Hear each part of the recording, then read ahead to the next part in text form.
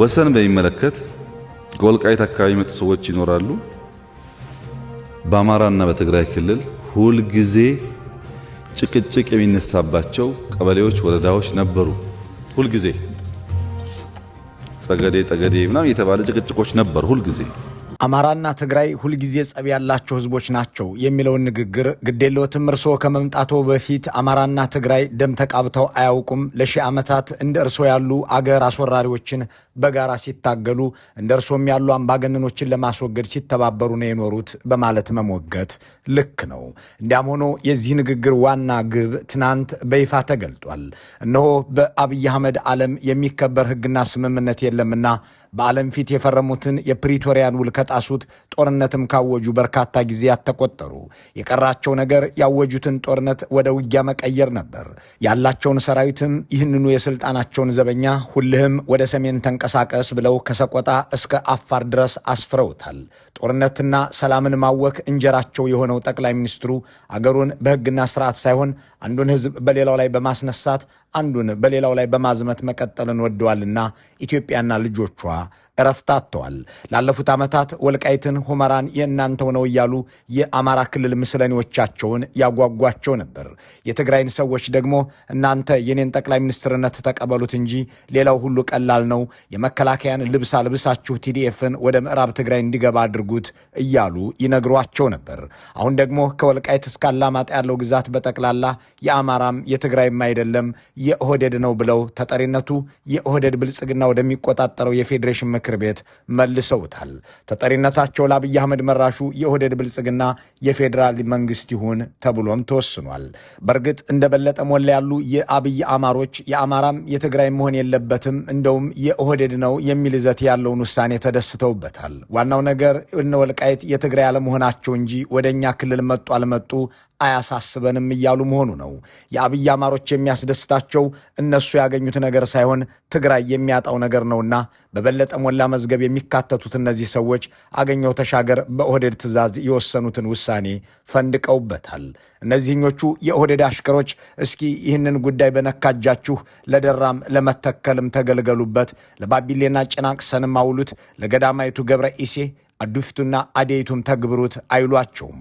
አከራካሪ ቦታዎችን በፌዴሬሽን ምክር ቤት እያስወሰኑ የአብይ አህመድ ንብረት ማድረግ ከተጀመረ አይቀር አዲስ አበባን ወይም ፊንፊኔን የኦሮሞና የአማራ ወይም የመላ ብሔር ብሔረሰቦች ነች የሚል ክርክር አለና እንዲሁ ጠቅለላችሁ ወደ እናንተው መድቧት እያሉ መናገርም አይችሉም። የኦህዴድ ብልጽግና ያነሳው ይኸው አጀንዳ እንደ በለጠ ሞላ ባሉ የአብይ አማሮች ድጋፍ ሲቸረው፣ እንደ ስምረት ባሉ የአብይ ትግርኛ ተናጋሪዎች ደግሞ ተቃውሞ እንዲገጥመው ተደርጎ ደራሲው አብይ አህመድ የቲያትሩን ጡዘትና ልቀት እየታዘቡ በመሳቅ ላይ ናቸው። በዚህ ጎምዛዛ ሳቅ ውስጥ ለመሞት ያልፈቀዱ አማሮችና ተጋሩ ደግሞ አንድ ጊዜ አሞኛችሁን፣ ሁለተኛ ከሸወዳችሁን በእርግጥም እናንተ የፖለቲካ ጃንደረባዎች ኦህዴዶች ሳትሆኑ ብቃትና ችሎታ ያላችሁ ሰዎች ናችሁ ያሉ ይመስል ነገሩ ቀድሞ ገብቶ ታይቷል። አብይ አህመድ አሊ የጦርነቱ ቃቢያቸው እያሯሯጠ በአማራና በትግራይ ድንበር ላይ ሰራዊታቸውን እንዲያሰፍሩ ካደረጋቸው ቀናት ተቆጠሩ። ይህንን ከማድረጋቸው በፊት የህዝቡን ስሜት በሁሉም መንገድ ለመፈተሽ ሞክረዋል። በመጀመሪያ ወልቃይትን፣ ራያንና ሁመራን መሰልንም አካባቢዎች በትግራይ ክልል ውስጥ አድርገው ያዘጋጁትን ሰነድ ለህዝብ ይፋ አደረጉት። ከአብይ አማሮች በኩል ለጥቂት ደቂቃዎች የቆየ መወራጨት ታየ። የአብይ አማሮች የጠኔ ችግር እንጂ የፖለቲካ ከርካሪ የለባቸውምና እምብዛም አልተደመጡም። ከዚያ ጠቅላይ ሚኒስትሩ ሐሳባቸውን ቀየሩ። እንደውም ከወልቃይት እስከ ራያ ያለውን አካባቢ የፌዴራል አድርገህ አምጣልኝ ብለው አገኘሁን አዘዙ። ይህም ሆነና ትናንት ይፋ ተደረገ። የሆነው ሆኖ አብይ አህመድ በነ አገኘው ተሻገር በኩል ያስወሰኑት፣ በነ ሜላትወርቅ ኃይሉ በኩል ይፋ ያደረጉት፣ በነ በለጠ ሞላ በኩል ያስተጋቡት፣ በነ ጌታቸው ረዳ የተቃወሙት የወልቃይትና ራያ ጉዳይ ተጠሪነቱ ለፌዴራል መንግስቱ ይሆናል ማለት እነዚህ መስተዳድራዊ አካባቢዎች የአማራም የትግራይም ሳይሆኑ የኦህዴድ ናቸው እየተባለ መሆኑ ያልገባው እሱ ፖለቲካ ይገባው ዘንድ አንድ ክፍለ ዘመን ሊጨመርለት ግድ ይሆናል። ዓላማውም በጦርነት ዘመን ሊከፋፍሉት ሊያዋጉትና ደም ሊያቃቡት የፈለጉትን የአማራንና የትግራይን ህዝብ በምርጫ ሰበብ ለመለያየትና ለማጋደል መሆኑን ያልተረዳ ሰው እሱ እንደበለጠ ሞላ ጠኔን ለማሸነፍ ብሎ የበለጸገ መሆን ይኖርበታል የሚል አስተያየት ቢደመጥ ይህንን የአንድ እናት ሁለት ጡት የሆነን ህዝብ ለማጋጨት ስልጣንንም ለአንድ ሐሙስ በላይ ማስቀጠል እፈልጋለሁ ያሉ ሰዎች ያመጡት ነውና ስህተት አይሆንም። ጥያቄው በአገሪቱ ውስጥ ወሳኝነት ያላቸው የፖለቲካ ኃይሎች በተለይም ሰሜናውያኑ ምን አይነት አቋም ይኖራቸው የሚለው ነው። ቲዲኤፍም ሆነ ፋኖ በእርግጥ አሁን ከኦህዴድ የበለጠ ከአብይ አህመድም የባሰ ጠላት አላቸውን? ለአንድ ደብረ ማርቆስንና ደብረ ታቦርን ላልተቆጣጠረ እህቶቹ ለሚደፈሩበት አባቱም ለሚረሸንበት እሱም ታዳኝ ለሆነ የፋኖ ታጋይ የጦርነቶች እናትና አባት 4 ኪሎ ተቀምጠው ወልቃይትና ኦፍላ ምኖቹ ናቸው? የእናትና አባቱን ቤት የራሱ ማድረግ ያልቻለ ፋኖ 4 ኪሎ ላይ ስላሉት ጠቅላይ ሚኒስትር እንጂ ስለ ወልቃይትና ራያ ምን ሊል ይችላል? ለአንድ የቲዲኤፍ ወታደር መቀሌ ያሉት ወገኖቹ፣ አድዋ ያሉት ቤተሰቦቹ በጠላትነት ተፈርጀው ከታሪክና ከህሊና እንዲጠፉም ተወስኖባቸው ሳለ ይህንን የሚያደረገው አዲስ አበባ ላይ ያለው የአብይ አህመድ ስብስብ ሆኖም ሳለ ሁመራና አላማጣ ላይ ለመሞት ለምን ስለት ያነሳል? ደግሞስ ከአብይ አህመድና ብጤዎቻቸው ውጪ በትግራይ ላይ ጦርነት ያወጀ አማራ በሌለበት ይልቁንም እኛን አልፎ የትግራይን ህዝብ የሚወጋ የአብይ አህመድ ጦር እንዲኖር አንፈቅድም የሚል ፋኖ በሚደመጥበት ከአማራ ጋር ደም ለመቃባት የሚነሳ የቲዲኤፍ አባል ይኖራል ብሎ ማሰብስ ይቻላልን? በለጠ ሞላና ጌታቸው ረዳ ተዋናይ፣ አብይ ደራሲ የሆኑበት ይህ ድራማ መድረኩ ወልቃይትና አላማጣ እንዲሆን ቢወሰንም የአብይ አዳዲስ ተጋሮች ትግራይ ላይ እርምጃ ይወሰድልን የሚል ቃለ ተውኔት ሲያሰሙ ከርመው አሁን ደግሞ እንዲህስ መሆን የለበትም እያሉ ነው። ታዲያ ያሰባችሁት ምን ነበር? የሚላቸው የለም። እነዚህን የፖለቲካ ምንዱባን ብሎ ማለፍ ብቻውን ወይም ቂምና ፖለቲካ የተቀላቀለባቸው እያሉ መግለጹ ብቻውን በቂ አይደለም። ህወሓት ግን ማን እንደመከረው አይታወቅም፣ ብስለት ያለው መግለጫ የሚመስል ነገር አውጥቷል። የአማራና የትግራይን ህዝብ ለማጣላት አብይ አህመድ የሚቆፍሩት ጉድጓድ በሚገባ የገባውን መስሏል።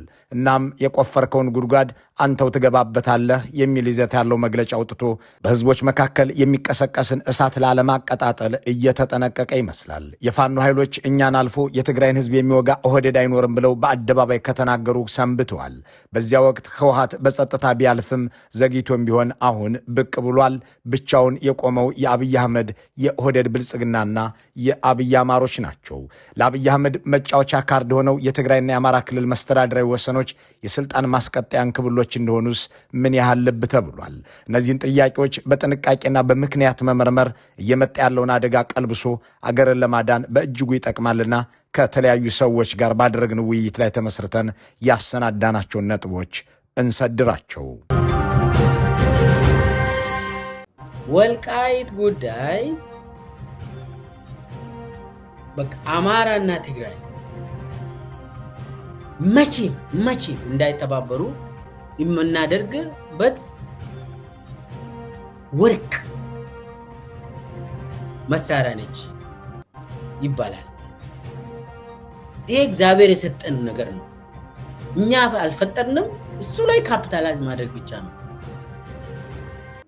የሽመልስ አብዲሳ ቤት በአደባባይ ይነገራል። በካቢኔያችን ውስጥ በኦሮሚያ ክልል ካቢኔ ውስጥ ይሄ የታወቀ ነው። በድርጅት ጽሕፈት ቤት ይሄ የታወቀ ነው። ይህንን መጠቀም ከዛ በኋላ ምንም ስልጣናችን ላይ የሚመጣው የለም። መቀስቀሻ ለዲጂታል ይሄ ፌስቡክ እና የሶሻል ሚዲያ ሰራዊት የሆነ ጭርሰል ወልቃይት እንዴት ነሽ ብሎ ፖስት ያደርጋሉ።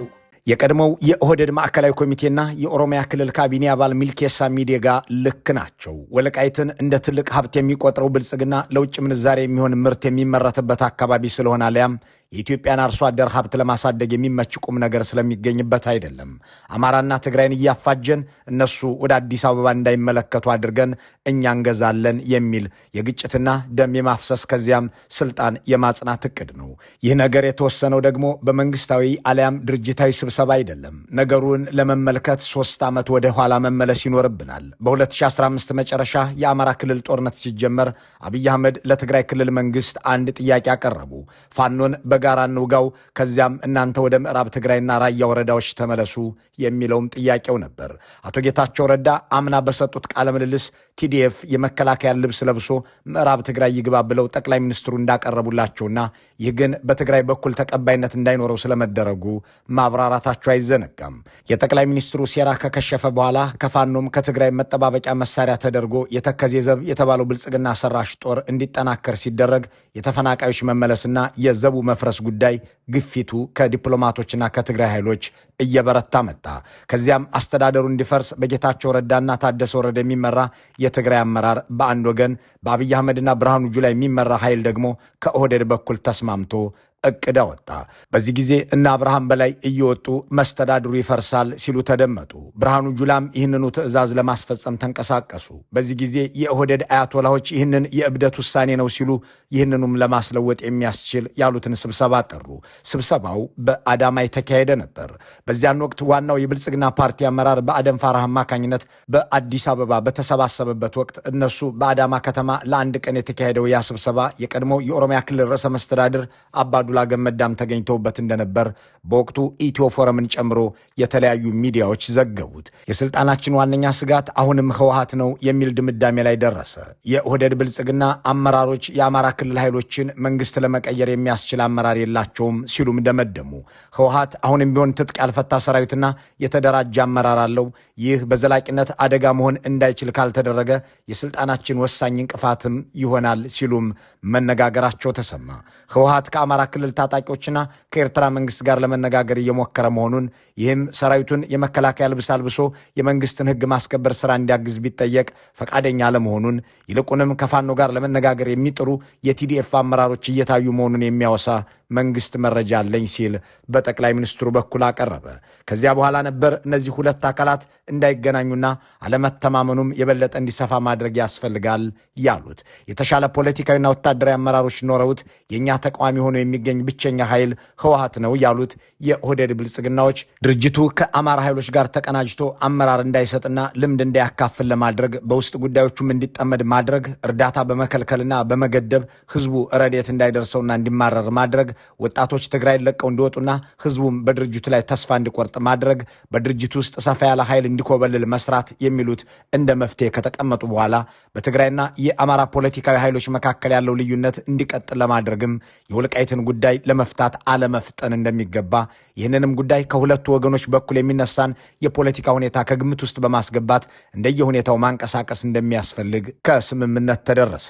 ይህንን ውሳኔ ጣቢያችን ኢትዮ ፎረም እንደ ሁልጊዜው ከሁነኛ ምንጮቹ ካገኘው በኋላ እንደዘገበው ይታወሳል። ይህንን ውሳኔ ነው እንግዲህ ኦህዴዶች በችርቻሮና በጅምላ እያስፈጸሙ ከርመው ትናንት የፌዴሬሽን ምክር ቤት ውሳኔ የምትል መግለጫ ይዘው የተከሰቱት። ለፌዴራል መንግስቱ ተጠሪ ይሆናል የሚለው ይህ ውሳኔ ትግራይና አማራ ሆይ ከዚህ በኋላ ከወልቃይት እስከ ራያ ያለውን የምናስተዳድረው እኛ ኦህዴዶች እንጂ እናንተ ሰሜኖች አይደላችሁም ነው ነገሩ። አሁን በሶማሌና በኦሮሚያ መካከል የብዙ ቀበሌዎች ጥያቄ አለ። ብዙ በሲዳማና ወላይታ መካከል አለ ጥያቄ። በአፋርና ሶማሌ መካከል ጥያቄ አለ። ዩኒክ አይደለም። ወልቃይት ላይ ጥያቄ ዩኒክ አይደለም። እባክዎትን የተከበሩ ጠቅላይ ሚኒስትር እስኪ በሶማሌና ኦሮሚያ ድንበር ላይ ያሉትን በሲዳማና ወላይታ መካከል አለ የሚሉትን የወሰን ጥያቄ ለመፍታት ለፌዴራል ተጠሪ የሆኑ ምርጫ ጣቢያዎችን ያዘጋጁ።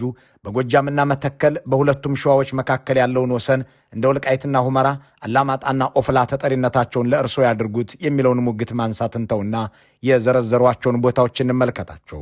በሶማሌና ኦሮሚያ በወላይታና ሲዳማ መካከል እያሉ ለማጋጨት የሚመቿቸውን አካባቢዎች ሲዘረዝሩ በቀጣይም በመላ አገሪቱ በርካታ ወልቃይቶች አሉኝ እያፋጀሁ ደም እያፈሰሱ እገዛችኋለሁ ማለት አስበው እንደተናገሩት የአብይ አህመድን ጠባይ ለተከታተለ ሁሉ ግልጽ ነው። ቁም ነገሩ ትናንት በምርጫ ቦርድ በኩል የተዘረዘሩት አካባቢዎች ለማን ተወሰኑ የሚለው ነው። አጭሩ ምላሽ ኦህዴድ መራሹ የ4 ኪሎ መንግስት ይገዛቸዋል፣ ይይዛቸዋል የሚል ነው። የአብይ አማሮች ባልበላውም ጭሬ ልበት ነው ከምትለው ዶሮ ብሰው ለእኛ ባይሆንም ለኦህዴድ ቢሆን ግዴለንም ብለው በውሳኔው ተደስተዋል። አዳዲሶቹ ወዶ ገብ ተጋሩ ደግሞ ይህንን ተቃውመው ለመከሰት ሞክረዋል። ይህንን ያስተዋሉት የአብይ አማሮች እነጌታቸው ረዳን ድሮም እኮ ወያኔ ናቸው ለምን መጡብን እያሉ እስከ መነጫነጭም ሲደርሱ ታይተዋል። እዚህ ጋር የተለያየ ሐሳብ ሳይሆን የተገለጠው የአብይ መልክ ነው የሚሉ አንድ አስተያየት ሰጪ እንዲህ ሲሉ ሐሳባቸውን ይቀጥላሉ። በለጠ ሞላና ጌታቸው ረዳ ሁለቱም የአብይ ካቢኔ አባላት ናቸው። የበለጠ ሞላ ፓርቲ የቀለጠ ነው።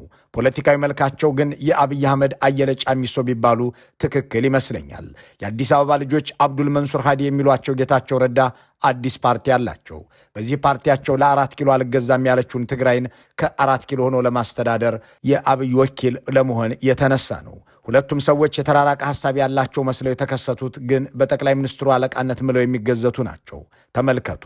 እነዚህን ሰዎች እንኳን አስማምቼ የማስተዳድር እኔ ነኝ በማለት ለሚተውኑት አብይ አህመድ እንዲመች የራሳቸው ካቢኔ አባላት የተለያየ መስለው ተከስተዋል በማለት ሐሳባቸውን ይቋጫሉ። አብርሃም በላይ የተባሉት እሳቸው ግን ገዳና ኦላና ነኝ የሚሉት የኦህዴድ ምስለኔ ከወራት በፊት ባስተላለፉት መልእክት የተከዜ ዘብና መሰል መስተዳድሮች እንደሚፈርሱ በድጋሚ ገልጸው እንደነበር አይዘነጋም። ጠቅላይ ሚኒስትሩ በጀት ለወልቃይትና ሁመራ ህዝብ ያልተመደበው የማን እንደሆነ ስላልተወሰነ ነው ብለው እንደነበርም እንዲሁ። አሁን ግን በአገኘው ተሻገር በኩል አስወስነው በሜላትወርቅ ኃይሉ በኩል ይፋ አድርገዋል። ይህንን ጉዳይ ህወሓት ከረዥም ጊዜ በኋላ የተረዳው ይመስላል። ትናንት ማምሻውን ባወጣው መግለጫ በትግራይና በአማራ ህዝቦች መካከል አዲስ ግጭት ለመፍጠር የታለመ ሴራ ነው ብሎታል። የኦህዴድ ብልጽግና ያቋቋመው የተከዜ ዘብ የዘር ማጽዳት እንደፈጸመ የአሜሪካ ስቴት ዲፓርትመንት ጭምር እየገለጸ ይኸው ሚሊሻ በብርሃኑ በቀለና ብርሃኑ ጁላ ቀለብና ትጥቅ የሚሰጠው መሆኑ ገሃድ ሆኖ ሳለ የህወሓት ባለስልጣናት ግን ምዕራብ ትግራይ የገባው የአማራ ኃይል ይውጣ እያሉ ነበር። አማራ እንኳን ምዕራብ ትግራይን ደብረታቦርንና ደብረ ብርሃንንም የራሱ አላደረገም። አማራ ክልልን የሚፈነጭበት የኦህዴድ ጀነራልና ጭፍራ ነው ብሎ ለማሰብና ለመናገር አቅል ያልነበረው ህወሓት አሁን ግን ይህ በአማራና በትግራይ ህዝቦች መካከል ግጭት ለመፍጠር የታለመ ሴራ ነው ሲል በጽኑ አውግዞታል። ይህንን የተሸረበውን ሴራ በማለፍ ለህዝቦች አንድነትና ሰላም፣ ለማይነጥፈው ለማይቀየረው ቤተሰብነትና ወዳጅነት ሲባል በብዙ መጠንቀቅ ግን የሁሉም ኃይሎች ኃላፊነት ይሆናል። አብይ አህመድ በዘረጉት ወጥመድ ውስጥ ላለመግባት አብዝቶ መጠንቀቅ። መልካሙን ሁሉ በመመኘት በዚሁ እንሰናበታለን።